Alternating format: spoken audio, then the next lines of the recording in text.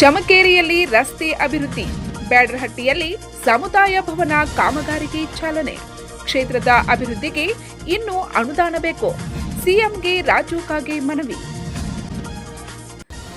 ಈಗಾಗಲೇ ಮುಖ್ಯಮಂತ್ರಿ ಸಿದ್ದರಾಮಯ್ಯನವರು ಕ್ಷೇತ್ರದ ಅಭಿವೃದ್ಧಿಗಾಗಿ 50 ಕೋಟಿ ಅನುದಾನ ನೀಡಿದ್ದು, ಇದರಲ್ಲಿ ನಿರ್ದಿಷ್ಟ ಕೆಲಸಗಳಿಗೆ ಬಳಸಬೇಕೆಂಬ ನಿರ್ಬಂಧದಿಂದಾಗಿ ತೊಂದರೆಯಾಗುತ್ತದೆ. ಈ ಕುರಿತು ಸಿಎಂ ಅವರು ಎಲ್ಲ ಶಾಸಕರ ಸಭೆ ಕರೆದಿದ್ದು, ಕ್ಷೇತ್ರದ ಅಭಿವೃದ್ಧಿಗೆ ಇನ್ನೂ ಸಾಕಷ್ಟು ಅನುದಾನದ ಅವಶ್ಯಕತೆ ಇದೆ. ಅದನ್ನು ಅವರ ಗಮನಕ್ಕೆ ತರುತ್ತೇನೆಂದು ಶಾಸಕ ರಾಜು ಕಾಗೆ ತಿಳಿಸಿದ್ದಾರೆ. ಅವರು ಶನಿವಾರ ದಿನಾಂಕ 26ರಂದು ಕಾಗವಾಡ ಕ್ಷೇತ್ರದ ಚಮಕೇರಿ ಗ್ರಾಮದಲ್ಲಿ ಚಮಕೇರಿ ಬ್ಯಾಡರಹಟ್ಟಿ ಸಿಂಧೂರ್ ಮಹಾರಾಷ್ಟ್ರದ ಗಡಿವರೆಗಿನ 8.77 ಕಿಲೋಮೀಟರ್ ರಸ್ತೆ ಅಭಿವೃದ್ಧಿಗೆ ರೂಪಾಯಿ 9 ಕೋಟಿ ಅನುದಾನದ ಕಾಮಗಾರಿ ಮತ್ತು ಬ್ಯಾಡರಹಟ್ಟಿ ಗ್ರಾಮದಲ್ಲಿ ಸದಾಶಿವಮುತ್ಯಾನ ಮಂದಿರದಲ್ಲಿ ರೂಪಾಯಿ 20 ಲಕ್ಷ ಅನುದಾನದ ಸಮುದಾಯ ಭವನ ನಿರ್ಮಾಣ ಕಾಮಗಾರಿಗೆ ಭೂಮಿ ಪೂಜೆ ನೆರವೇರಿಸಿ ಮಾತನಾಡುತ್ತಿದ್ದರು.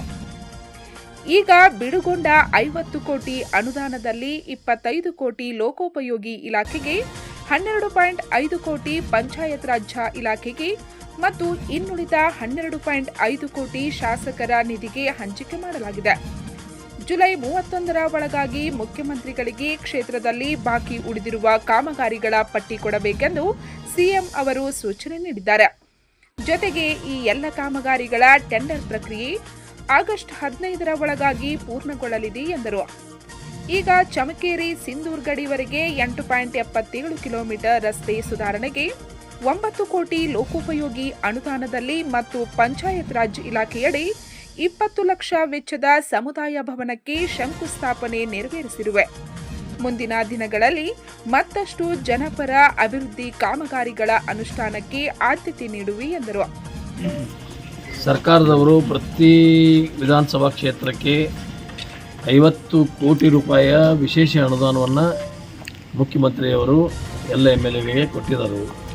ಆ ಪ್ರಕಾರ ನಾವು ಅಲ್ಲಿ ನಮಗೆ ಕೆಲವು ನಿರ್ಬಂಧನೆಗಳನ್ನು ಹಾಕಿ 50 ಕೋಟಿಯಲ್ಲಿ 25 ಕೋಟಿ ಪೀಡಬ್ಲ್ಯೂಡಿ ರಸ್ತೆಗಳನ್ನು ತೆಗೆದುಕೊಳ್ಬೇಕು, 12.5 ಕೋಟಿ ಗ್ರಾಮೀಣ ಅಭಿವೃದ್ಧಿ ಮತ್ತು ಪಂಚಾಯತ್ ರಾಜ್ ಇಲಾಖೆಯ ಸಂಬಂಧಪಟ್ಟ ಕಾಮಗಾರಿಗಳನ್ನು ತೆಗೆದುಕೊಳ್ಬೇಕು, 12.5 ಕೋಟಿಗಳನ್ನು ಶಾಸಕರ ಅವರ ವಿವೇಚನೆಗೆ ಬರುವಂಥ ರಸ್ತೆಗಳನ್ನ ಅಥವಾ ಯಾವುದೂ ಕಾಮಗಾರಿ ತಗೋಬೇಕನ್ನುವಂಥ ಒಂದು ನಿರ್ಬಂಧನೆ ಹಾಕಿ ನಮಗೆ ಕೊಟ್ಟಿದ್ದಾರೆ. ನಾಳೆ 30, 31 ಇದೇ ತಿಂಗಳ 30, 31ನೇ ತಾರೀಕು ಒಳಗಾಗಿ ಎಲ್ಲರೂ ಇಡೀ ರಾಜ್ಯದಲ್ಲಿರುವಂಥ ಎಲ್ಲ MLAಗಳನ್ನು ಕರೆಸಿ 31 ಮತ್ತು 31ನೇ ತಾರೀಕು ಮುಖ್ಯಮಂತ್ರಿಗಳು ಸ್ವಂತ ಅವರೇ ಅದು ನಮ್ಮ ಕಾಮಗಾರಿಗಳನ್ನು ಲಿಸ್ಟನ್ನು ತೆಗೆದುಕೊಳ್ಳೋರು. ಯಾಕೆಂದರೆ ಮೊನ್ನೆ ನಾವು ಒಂದು ಪ್ರಶ್ನೆಯನ್ನು ಕೇಳಿದ್ದೆವು. ಒಂದು ವರ್ಕ್ ಆಗಿ ನಾವೊಂದು ಪ್ರಪೋಸಲ್ ಕೊಟ್ಟರಂದ್ರೆ ವರ್ಷ ಆದ್ರೂ ಅಪ್ರೂವಲ್ ಕೊಡ್ತಾರಲ್ಲ, ಒಂದು ಕಾಮಗಾರಿ ಪ್ರಾರಂಭ ಮಾಡಲಿಕ್ಕೆ 1-1.5 ವರ್ಷ ಆಗ್ತದೆ. ಜನಕ್ಕೆ ಕಟ್ಟುನಿಟ್ಟಿನವಾಗಿ ಒಂದು ನಿರ್ಬಂಧನೆಯನ್ನು ಸರ್ಕಾರ ಏನು ಹೇಳಿದೆ ಅಂದರೆ ಆಗಸ್ಟ್ 15 ಒಳಗಾಗಿ ನೀವು ಎಲ್ಲ ಕಾಮಗಾರಿಗಳಿಗೆ ಟೆಂಡರ್ ಕರಿಬೇಕು ಅನ್ನುವಂಥ ಕಟ್ಟುನಿಟ್ಟಿನ ನಿಯಮಾವಳಿಯನ್ನು ಹಾಕೋದ್ರಿಂದ ಭಾಳ ತ್ವರಿತವಾಗಿ ನಮಗೆ ಇವತ್ತು ಡಿಕ್ಲೇರ್ ಮಾಡಿ ಒಂದು 15 ದಿವಸ ಆಯಿತು.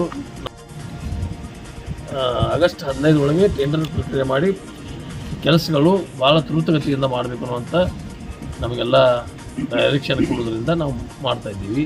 ಇವತ್ತು ಚಮಕೇರಿಯಿಂದ ಬ್ಯಾಡರಹಟ್ಟಿ ಮತ್ತು ಬಾರ್ಡರ್ವರೆಗೆ 9 ಕೋಟಿ ರೂಪಾಯಿಯ ಕೆಲಸವನ್ನು ಈಗಾಗಲೇ ಪೂಜೆಯನ್ನು ಅಲ್ಲಿ ಚಮಕೇರಿಯಲ್ಲಿ ಮಾಡಿದ್ದೀವಿ.